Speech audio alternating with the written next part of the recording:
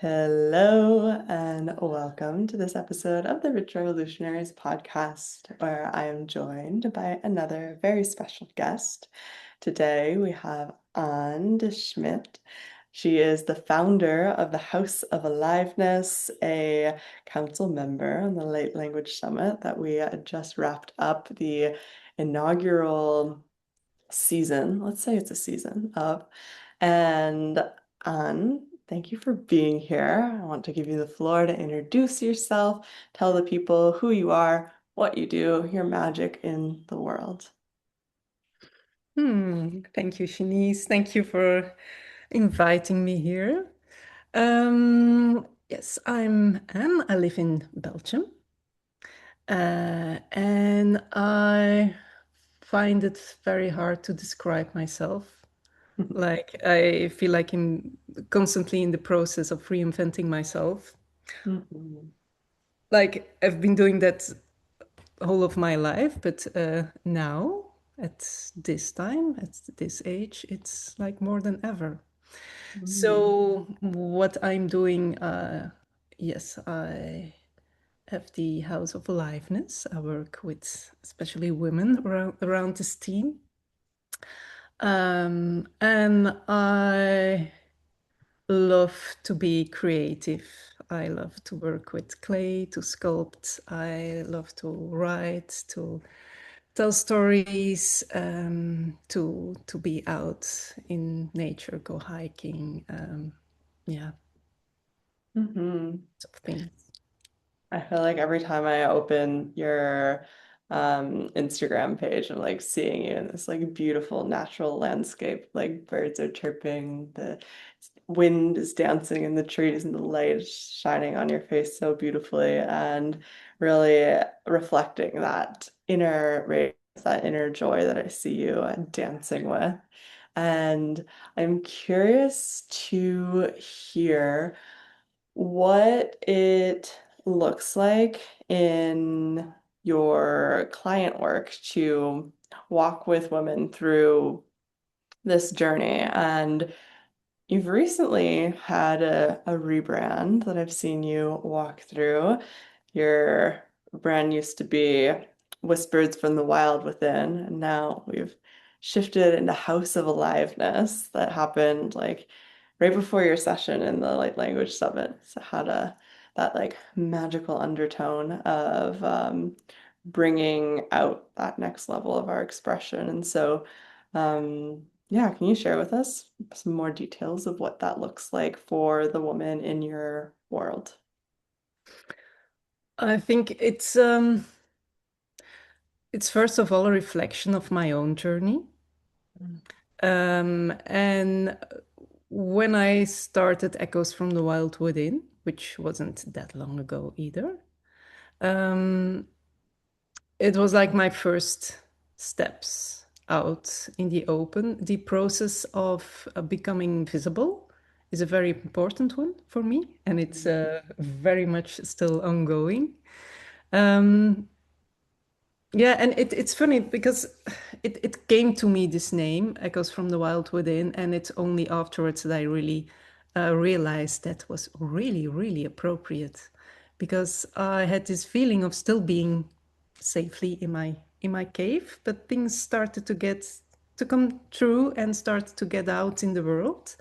But they were more like whispers and echoes than really, really showing up.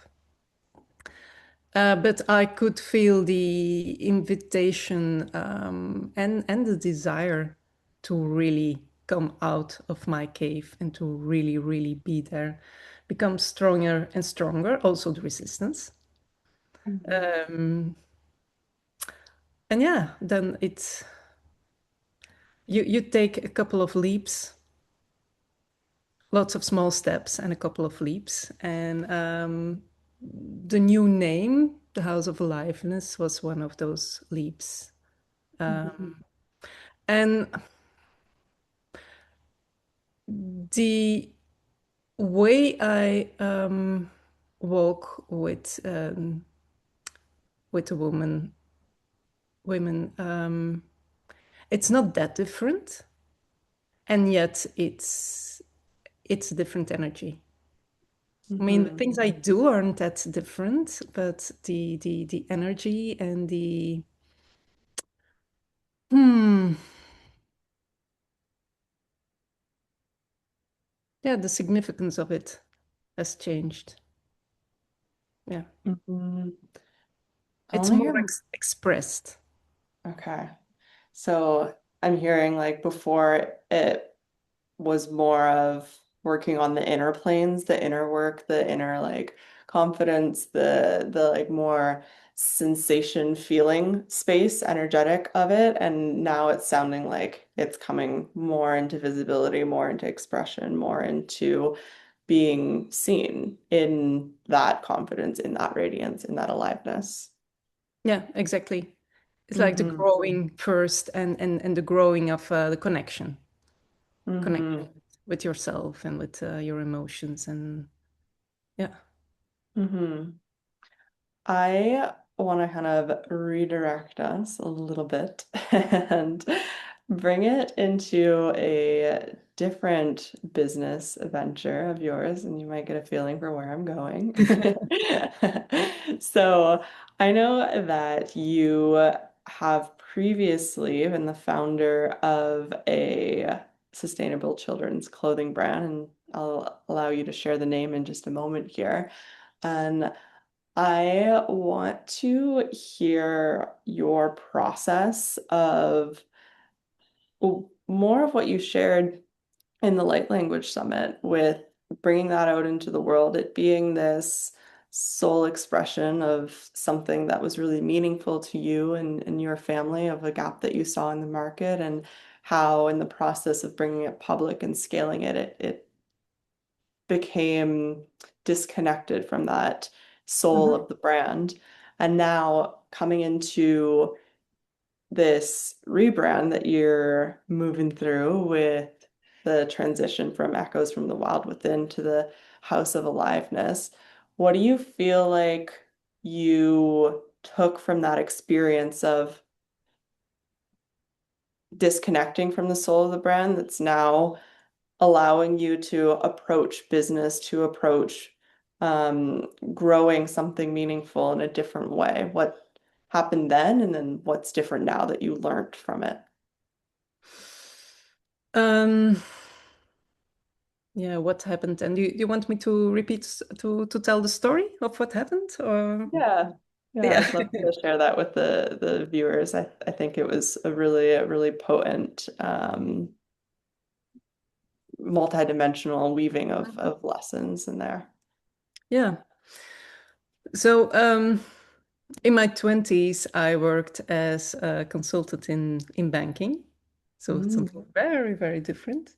And then, yeah, with getting a little bit older and considering a family and children, I felt like I wanted to be free, Hmm. choose my own hours, and I wanted to create something.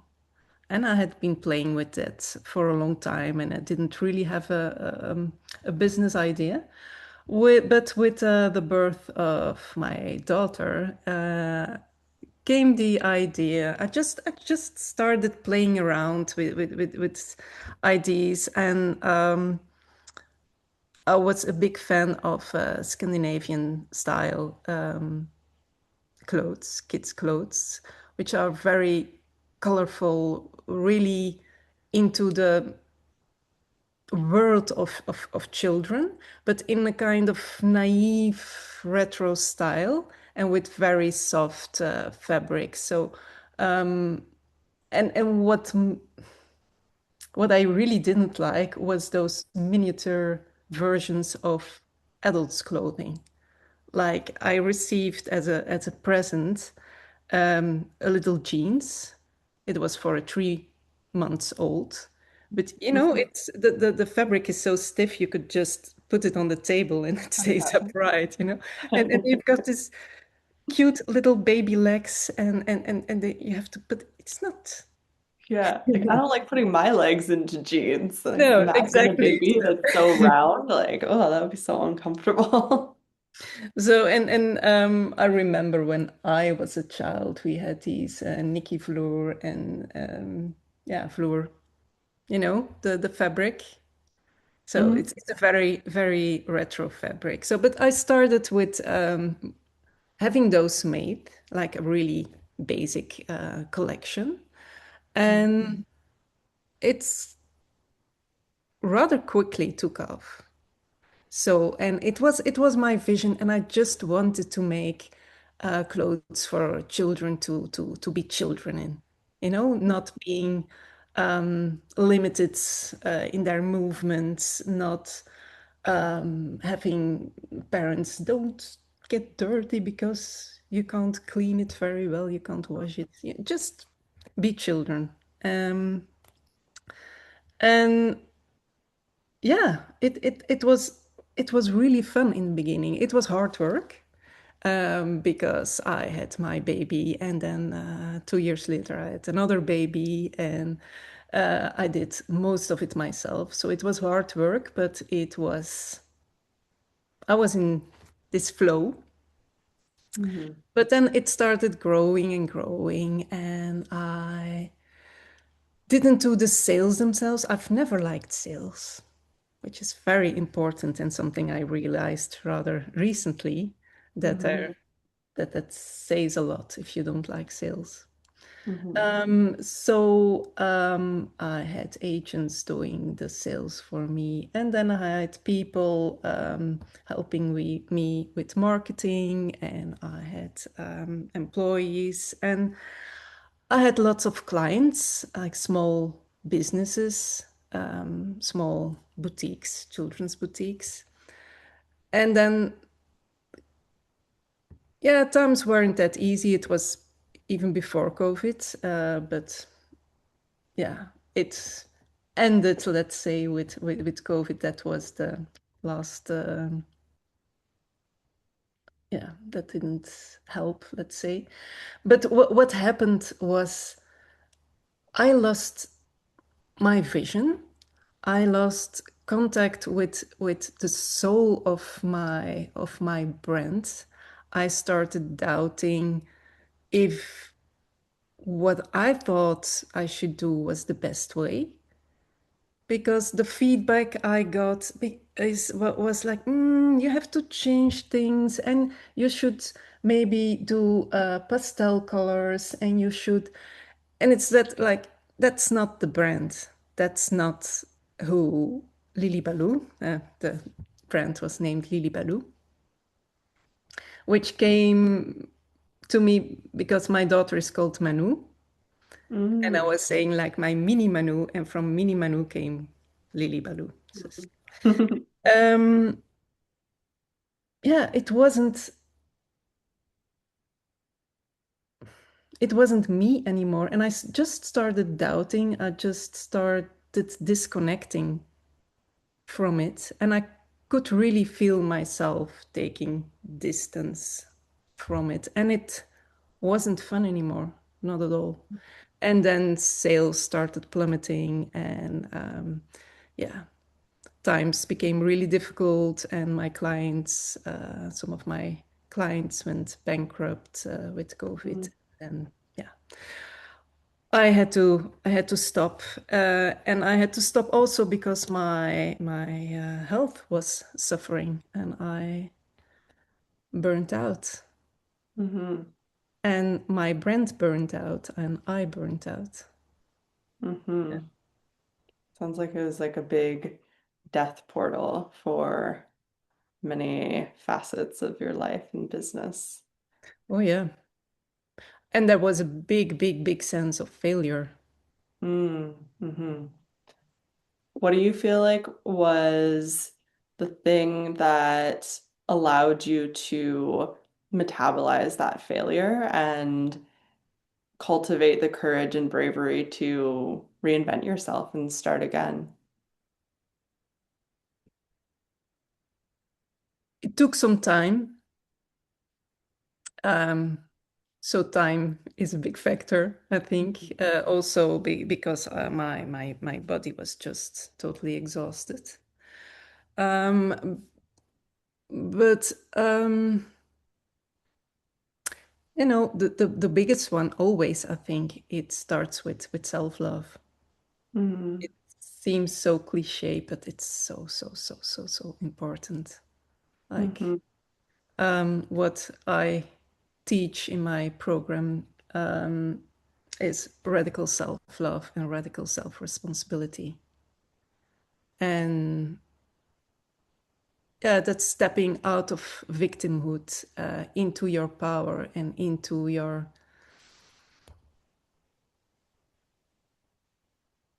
yeah, into the love for yourself, just full acceptance, and seeing and believing, knowing, more than believing, knowing that everything happens for you, that Mm-hmm. everything is a lesson. And I Mm-hmm. can really see now it taught me a lot, a lot.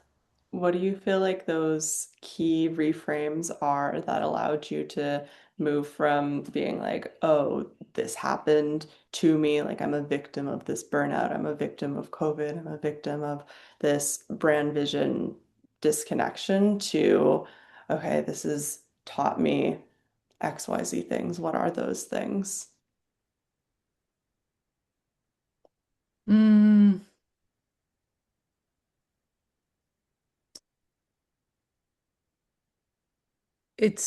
I think the most important one is giving meaning to everything.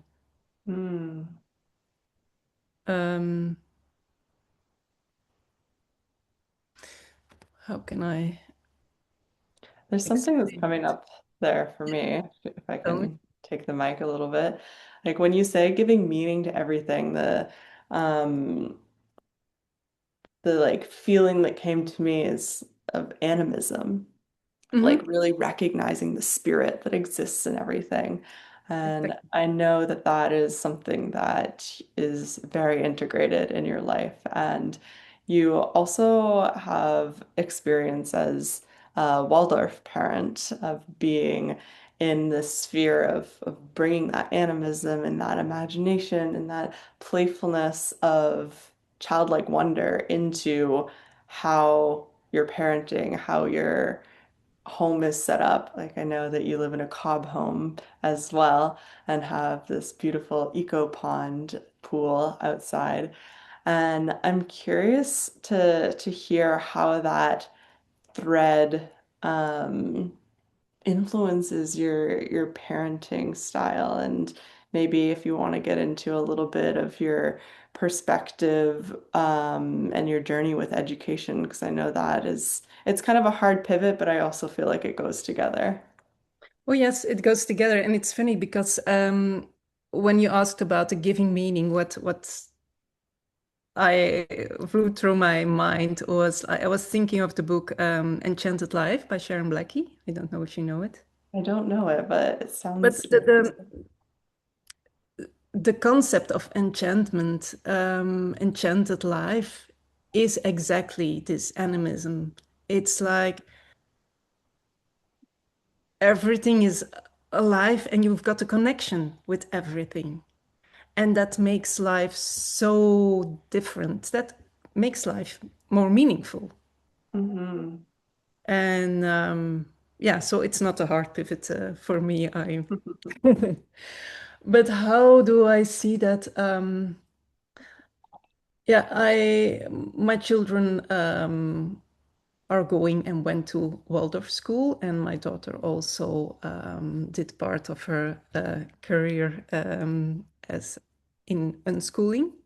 Mm, But what I like about Waldorf school is exactly this connection, this aliveness in everything, like the I don't know how you say it in English. So they have these celebrations that hmm that are now Christian days, but used to be Celtic or older, just like the Yeah. summer solstice, which is celebrated as St. John's. feast. Mm-hmm. Yeah, like Easter and like St. John's. No, they jump over the fire. They have flower garlands in their hair and things, and it's such a deep connection to nature, to the cycle of the year. Mm-hmm. Yeah, and they sing together. They Mm-hmm. start every week with the whole school, from the 6-year-olds to the 18-year-olds, singing together. Mm-hmm. It's so, the first time I heard it, it was just shivers all over. It's, yeah, the voice is important, and it's Mm-hmm. your vibration and vibrating together, everybody. It's just so special. So there is this thread of connection, um, connection to their own bodies, because Mm-hmm. they do a lot of handwork Mm-hmm. too. And like they start knitting when they're 6 years old, because that really helps um, balance the left and the right brain halves, and Mm-hmm. that's important to learn to write. So connection with their body, connection with each other, and Mm-hmm. connection with the all that is. Mm-hmm. No, Mm-hmm. it's not a religious school, but Mm-hmm. it's deeply spiritual. Mm-hmm. Yeah. I was a teacher's aide at a Waldorf school for 6 months, and it was really funny during handwork because I don't know how to knit. And, I was, I think, 26 or 27 at the time. And like I was in a grade 3, 4 class, so 9 and 10-year-olds were like, "What? You don't even know how to knit?" Like that, just making it seem like this absurd thing. And it was such a joy to be able to be exposed to children that are just so talented in that way of their natural creativity being tended to, and some of the things that they would they would create were just like incredible. The like stuffies that they would do, like scarves and hats and all of this stuff. And the sense of connection to themselves and something greater was so palpable, like just stepping in the doors, to how the classrooms were created, to the different celebration. It had that village feeling still Nice. Yep. of that like community, um, mutual support and care. And I think that really tends to that aliveness, that seeing the spirit in everything. And in our modern world, if we want to look outside of just the education system, I think some of the biggest innovators, like the Steve Jobs and stuff of the world, went to Waldorf school or Montessori, that tend to this creativity and this interest-led way of nurturing children and being intentional with those different aspects that are often placed secondary, like in a public education system. Art is kind of just like, oh, like maybe you have one class at one point throughout your curriculum, but it's not the main focus. It's not woven into everything. And so even learning math, it was done to things like cooking. And oh, we lost you. Mhm. Interesting. Your note taker is still here, but you have gone.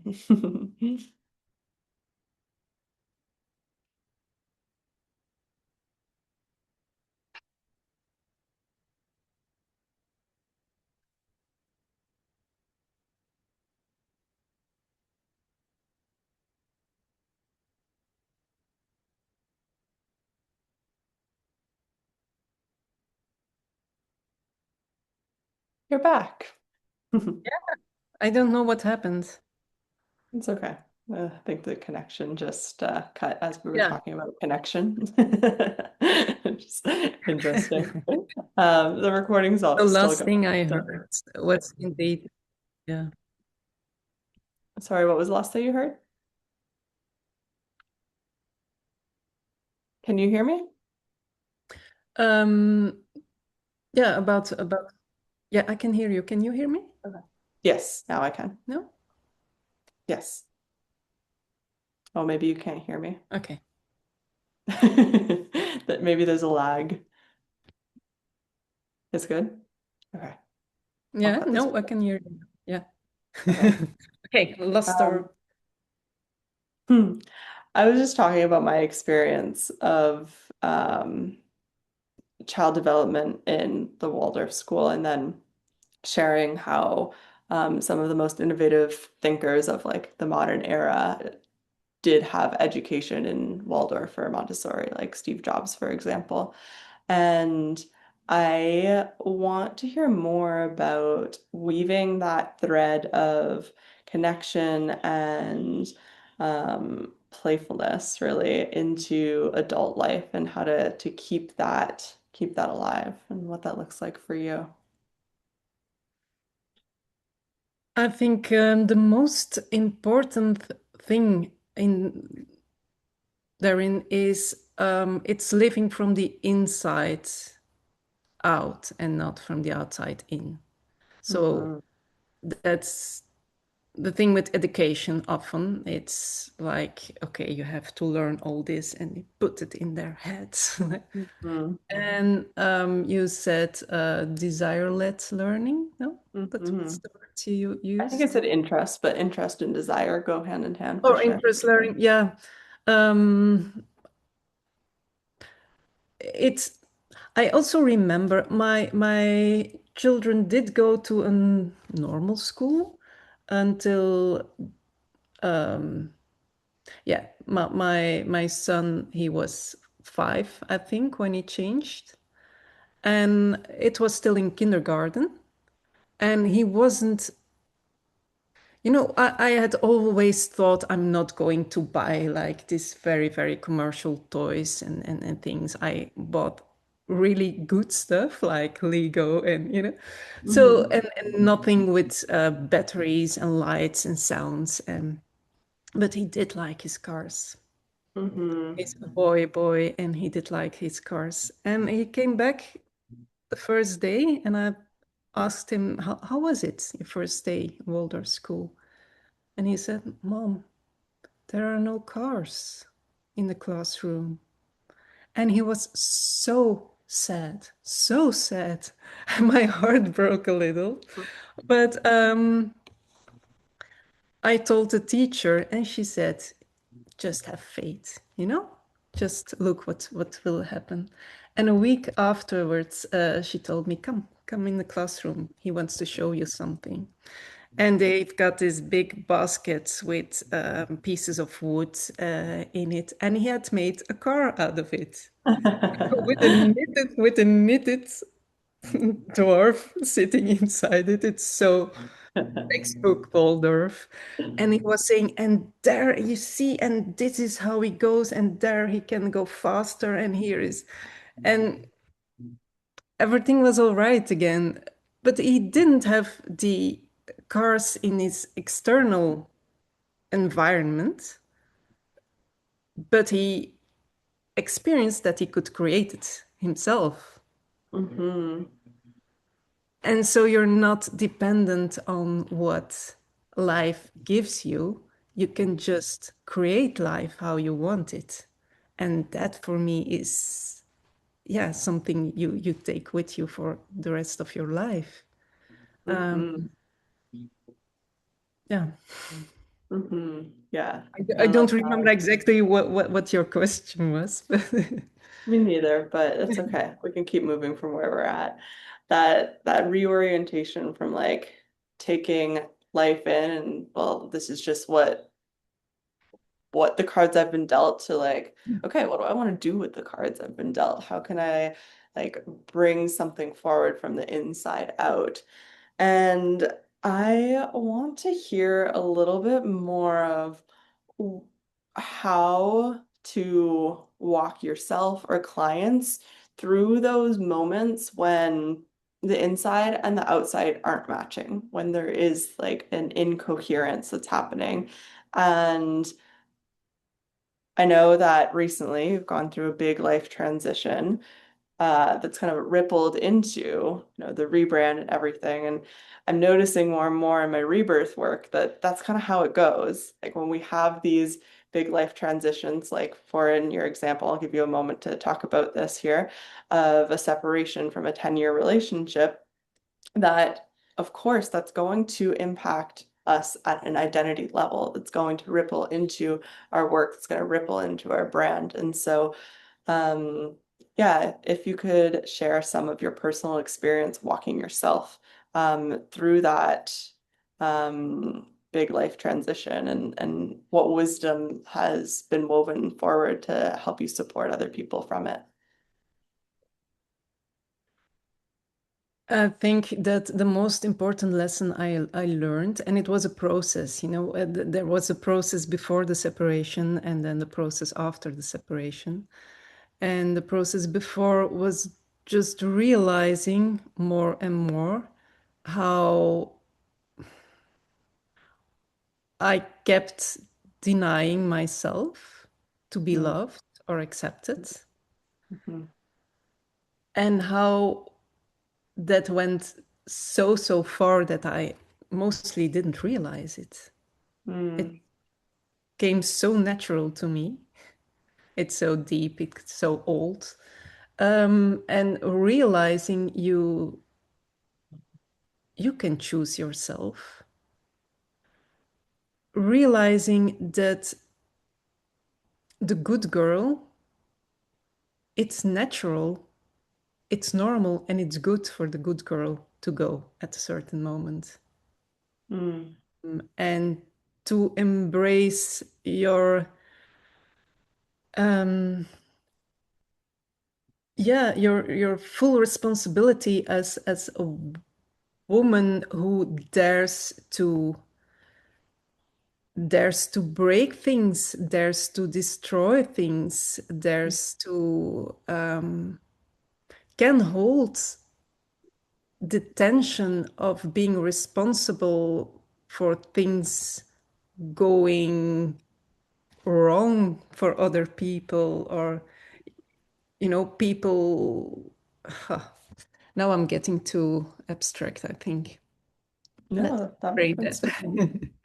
If you want to Yeah. drop in some like more tangible examples to help ground it in, then like that's available too, but I'm following you, like that tension of disappointing people really. And Yeah. in my experience recently with my partner, it's been a lot of that, like as I'm accepting and bringing forward more of my exiled emotions, like shame and fear and grief and rage. Just had a spotlight session yesterday of that shift from our rage, that like fiery primal energy gets to become our passion, gets to become our aliveness.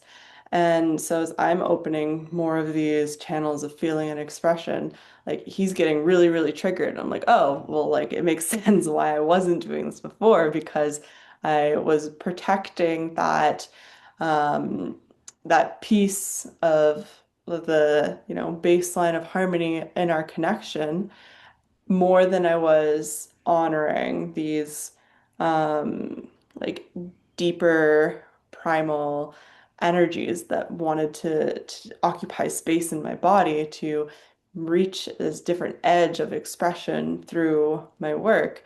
And that tension that you speak to, that we get to hold for ourselves, for others, for clients, it's interesting because like that also is one of the key elements in sales, right? It's holding the tension of someone's desire and your desire for them to take that leap, for them to make a decision, for them to invest in themselves. And to be in that tension is really that stretchiness of our capacity to receive our desires.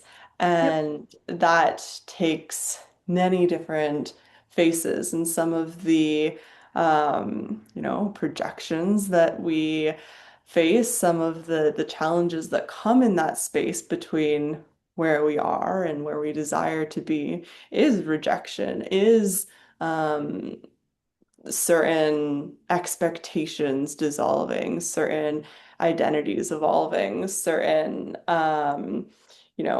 emotions like judgments and anger or blame and shame being put on us. And that tension is, can we hold our frame? Can we hold our truth? Can we hold our aliveness in the face of those projections to make it to the vision that opened up for us before we made the action that created the chaos, created the disruption that is essential for stabilizing at a different baseline of harmony.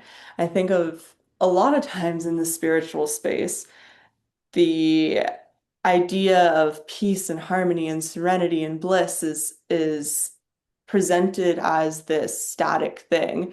And my experience is that the more we try to hold on tightly to that frequency, to that state of being, the less satisfied, um, the less depth and meaning that we get to experience there because it's separating, fragmenting, compartmentalizing these, you know, currents of life force that want to come through and create that disruption for the new expression, the new embodiment, the new reality to take form. It's this dynamic dance, really.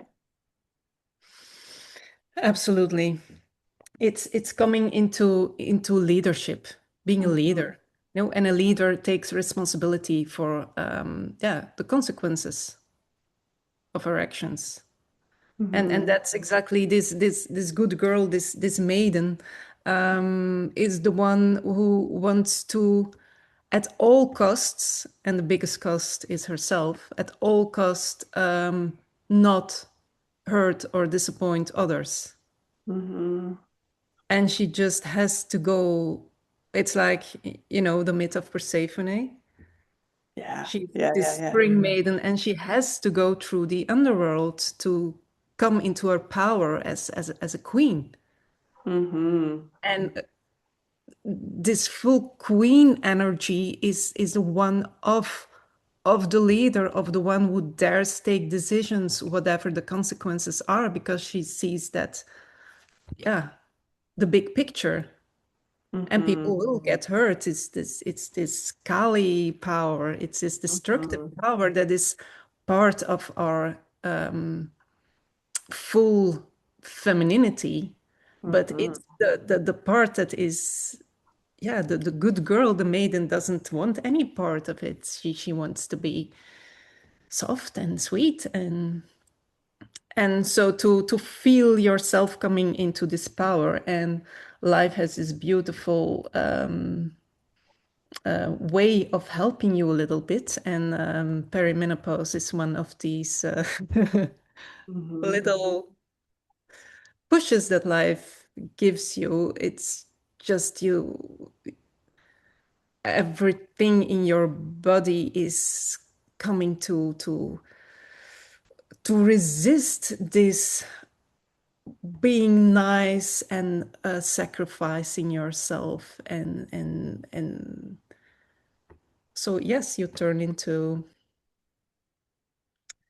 yeah, what uncommonly is considered a bitch, or the difficult women. And yeah, in our culture, older Mhm. women aren't really appreciated, but because they become dangerous. They become Mhm. dangerous because they don't care as much anymore about being accepted and loved, and they discover that they just can love themselves. Mhm. So Mhm. yeah.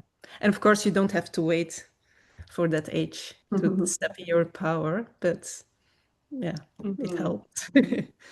Yeah. Something that I like to do is like talk to those different like archetypes within myself of the child, the maiden, the mother, the sorceress, the crone, and really like picture myself as my 6-year-old self. I always have this image of myself sitting on my front porch in my rocking chair, like looking out at my gardens in the sunshine and like seeing all the animals and like my grandchildren playing around and like what would she want? What did choices would she make to secure that reality?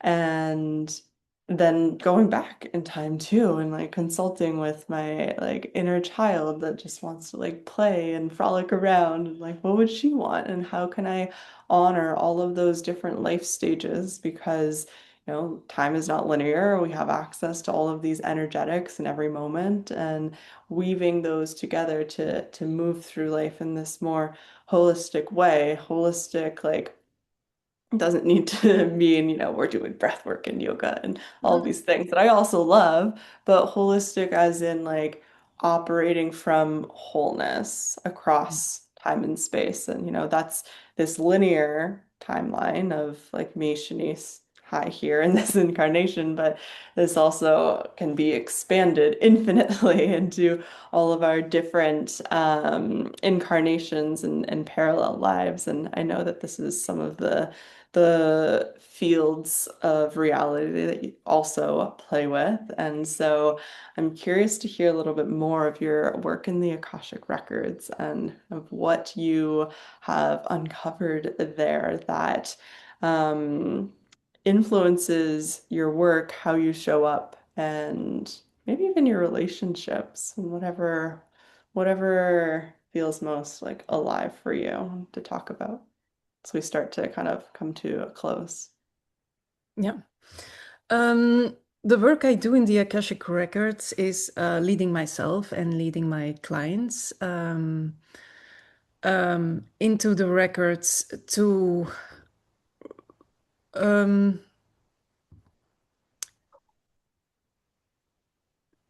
to unfreeze patterns. I've learned from Natalie Wellis, and Hmm. she uses the words to unfreeze frozen emotions. Hmm. Because there are some patterns that we are confronted with in our lives that are much, much older than we are or than our current human is. Hmm. Um, and it's going into the records and first of all witnessing it, seeing what has happened and feeling it in your body. And that's for me also the worth of doing Akashic Records work and being led yourself into the records so you can feel the emotions yourself and integrate them, as opposed to having someone channeling it for you and just telling you what they see. It's Hmm. very different to feel it, to fully witness it, to feel the tension in your body and work with that. Hmm.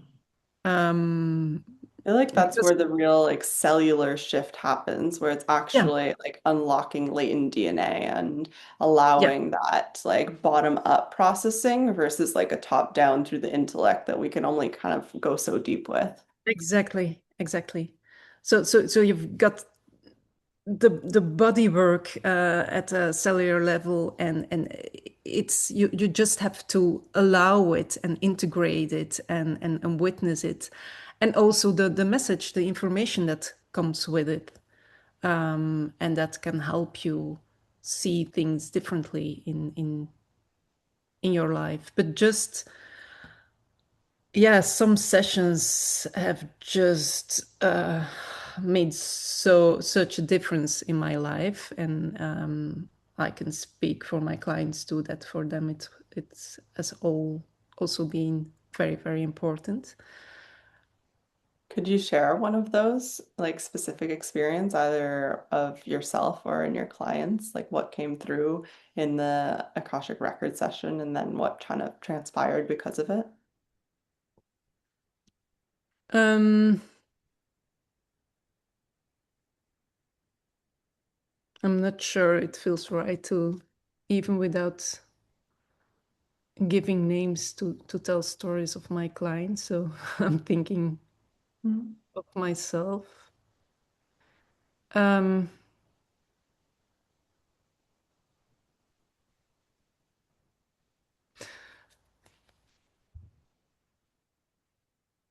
I have had so one of my big problems is a big, very deep shame, a feeling of really being. I almost can't find the words, like a monster, you know. But I Mhm. can find that word now because what I saw in this past life, it it was like that literally. I Mm. was born and I was rejected by my mother because there was something really, really wrong with me, Mhm. physically also, and I was rejected and I felt so dirty and different and bad and I know that feeling. It has visited me several times in my life, in times of really, really dark times, that I can feel this, yeah, this hatred of myself, such a deep Mhm. hatred and shame of I shouldn't exist. I just shouldn't exist. Mm. And seeing that and making contact with that previous past version of myself and telling her how much I love her. And it's just you Mhm. have to experience it yourself to really feel it. But it shifted something. It really shifted something for me, and I feel so much freer. There was always this feeling of, even if people like me, you know, if they really get to know me, they won't like me anymore because deep inside, I'm just horrible. Mm. So I can't show myself because then the the danger will become greater for them to see me like I really am then, and then I will just be, yeah, maybe they'll even kill me. Or but I Mhm. wouldn't have been able to put this into words, but I recognize this feeling. And there's always residue of Mhm. those things because it gets into your thought patterns. But Mhm. it's like it's not tethered anymore to the origin of the wound. I can Mhm. have reactions like, no, I don't want to be seen, and I can cut it loose Yeah. because it's not anchored anymore, and I can really Mm. feel that. Yeah, I Feel can really so feel that in you lighter. too, for Yeah. sure. I feel like the first few times we had like more of a sit down together, there was that point of where I would come in to connect, and there'd be this like this freeze response that I would witness you go into and kind of like disconnect, and it's something that I could recognize that I would do as well. And it's that like discomfort with a level of like soul deep intimacy of really being seen at that level because Yeah. well if somebody is seeing me through the eyes of unconditional love that is the soul perspective then well what does that mean about my whole identity structure that is like I am this horrible monster that's unlovable it kind of shatters that illusion and I'll share one of my like past life remembrances and unweaving with along the same threads of shame. And for me, like a big thing is like I'm so morally um, like opposed to manipulation. And whenever I feel like a slight tinge of manipulation, I like go like berserk and I like shut down. I'm like, this person, like away from me. And it's like, okay, like, yes, like we don't want to be manipulative, but like, why is it such an extreme reaction, right? And specifically around sexuality, and this has just wreaked so much havoc on my life. And when I really like took the time to sit with it, there's multidimensional perspective, but I've definitely had lifetimes where I have manipulated like men through my sexuality. And that's also rippled into this lifetime of like having this deep wound around, being sexually abused as a child and then being like violated in my early adulthood many times and just like not having this like heart womb connection and feeling like deep, deep, deep shame around that for so long that I felt that I was not worthy of love, of being in a relationship, and that I would kind of just like detach from my body whenever I was in like a sexually intimate um moment. And so it's taken a lot of time and a lot of like going into the body, feeling the shame. And for my experience, like shame really wants to hide. Like it doesn't want to be seen. It doesn't want to be connected with. And so it's like that first layer of, okay, there's numbness here. Like, can I be with the sensation of numbness? Because numbness is a sensation. And then going deeper than that, it's like, okay, like now there's like this like flight energy. Can I like be with that? Okay, now I'm like getting deeper. There's this like bubbles in my stomach and like going through those layers and recognizing the external projection of like whenever I see something like manipulative, it's like red alert, like I need to stop this, right? And channeling that energy into something that is powerful. That's the alchemized expression of the polarity of shame. And how that looks like for me is I've built a different framework around business because, like yourself, the marketing and sales used to be something that I was like, this is manipulative. Like, I don't like it. So when we see mainstream marketing and sales and like the billionaire campaigns of, mainstream traditional business, it is manipulative. Like sales psychology is based in subconscious manipulation to implant a problem, to stimulate or ascribe a desire, and to move people to purchase the product or service to relieve that tension, right? Well, the way that I see sales and marketing is, first of all, marketing is sharing your truth. And if somebody genuinely is attracted to that from a soul perspective and you create a genuine connection with them, that's your marketing.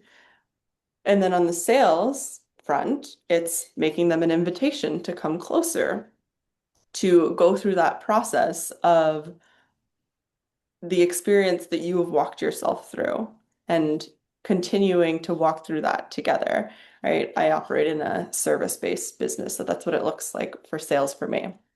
And so taking that, bringing it full circle from like shame, extreme reactions to manipulation to, okay, well, I'm going to harness my sexual energy as my creative energy, as my aliveness, and invite people into an experience of that where I'm not being manipulative, they're not being manipulated, and I'm creating this whole new world from something that was a wound, was something that I didn't want to be seen. And in that process, it's serving me. It's serving my people and it's serving the greater collective in creating new possibilities to exist inside of, to create businesses inside of. And I'm sweating. So, when we talk about these things, when we get into the exiled emotions, like our bodies are still going to have those residual connection uh, reactions there. That's the word I was looking for. And can we witness that and be okay with it? I feel like that's the work. And I we're at an hour mark, but I want to kind of take another hard pivot and hear you speak a little bit about your identity, this archetype of the bard, the one who's here to share the stories and the songs and the sounds of creation from mythology. And that I saw that really, really come through in the Light Language Summit when you shared the light language with the drum. It was so viscerally potent and um I don't know if you see a thread between those things, but if you want to weave it together, you can. If you just want to talk to it from whatever is coming up, then you can do that as well. Oh yeah, I see a threat. Like this word of being a bard, it came through me. I started singing light language almost 2 years ago, before I knew the words or the concept of light language. It was just like singing intuitively. And then I got in the art of channeling with Natalie Wallace. And we started talking about it, and I learned it's a thing. But I remember at a certain moment asking, do you see things when you sing or speak light language? And they told me no. And so, but because I do, when I Mm, sing and I drum, I have like a film before me, and I see fragments of people's lives, and I mm, see them struggling, and I see the the, the beautiful things in their life. It's like they say, when you die, you've got this mm, whole story, but I see it from other people, and I don't know who those people are, but it touches me so deeply because I see the human story, you know, all of our struggles of wanting to do the right thing and not being able to, or not knowing how to, and all the grief and the sorrow and the happiness and the exhilaration and all those things. It's like it passes by, and it's so beautiful. And Natalie asked me, yeah, channel your guides about it. Ask them what it is about. And so my guides told me, yes, you're a bard, and that means you're here to witness people in their humanity, mm, in their full humanity, in their full aliveness, in all the aspects of their lives, to witness it and to celebrate it, mm, and and tell the stories and give meaning, because that is what myths and fairy tales are about. It's about reframing, and that's mm, what you also said about your shame and the manipulation. I think the most beautiful creative act is reframing what you see in your life, what life gives you, and the reframing, the lens you choose mm, through which you see your life, and the meaning that it gives. That's the biggest creative act. mhm, And that's what myths always have done. They have, the hero's journey, Joseph mhm, Campbell. It's just seeing your life and other people's lives like a hero's journey. mhm, with all the challenges and with the wins and with, yeah, the full humanness of Hmm. all humans. Yeah. So, and that weaves together everything. And I've always been fascinated by myths and stories and this deep humanness in them. So, Hmm. yeah. Yeah. Yeah, I love the myths too. Some of my favorite that I've come into contact with are in the book by, oh, I forget her last name. It's Clarissa, something with the Pink P. light Yes, is yes, yeah, yeah, the woman who ran with the wolves. yeah. And like I've read that book I think 3 times now. And the stories that and the myths that she shares in there, like so many come to mind. Um, they just have this way of transferring deep, like archetypal wisdom that lands in our unconscious, in our soul, in our body, and allows us to like assimilate that wisdom in a way that direct, like teaching never could. And I think that's really the beauty of it. It's storytelling is the most ancient form of wisdom and knowledge transfer. And again, like bringing it back into the new earth marketing, like that's what we're Mm. doing. We're telling stories and we're inviting people to take ownership, self-leadership, Okay. um, in the story that they're writing for themselves, for their brand, for their relationships, for their client experiences, and allowing that aliveness, that animism to come through in a way that is co-creating the story too, right? Because it's as much as we're the ones writing, we're the authors of our stories, we're also being authored by our stories. Mhm. And being able to flip between those two different perspectives is really, in my perspective, what the hero's journey is about. So Exactly. I feel like that's coming to a natural endpoint. I had such a pleasure dropping in with you in this way and getting to experience how something that stood out for me the most is how talented you are at weaving those pieces together. A lot of times I always use that language in the podcast and I kind of sometimes take on that role of being the weaver of stories and sometimes I hand it off and see if people will pick it up.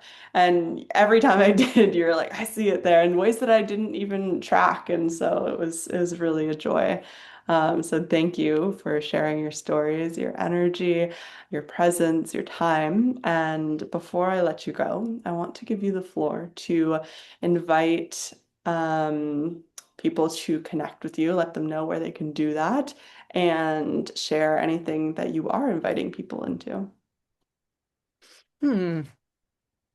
Um, I will start very soon. I'm not sure when again. A new iteration of The Way Home. The Way Home is my 3 months container that's bringing you home to yourself and to your connection with all that is. And so yeah, I would just like to invite everybody to follow the House of Aliveness. And I also give creative workshops here in my home in Belgium. So if by any chance somebody feels called to do a workshop, a clay workshop or a drum making workshop, they're very welcome. And I'll have all of your Instagrams for those different offerings linked in the show notes here. And there's something that I was going to say that's escaping me. Oh no. Oh, yes. I was like, it's important. You have a Telegram space as well that you drop some channeled transmissions in. So I'm also gonna link that below. You serenade us with your beautiful, beautiful voice there as well. So if anybody wants to get a taste of your frequency in a channel transmission, that is the place to receive it. So I wanted to plug that for you as well. Um, Thank you again for being here. I appreciate you. You. Mhm. It was a pleasure. Yeah.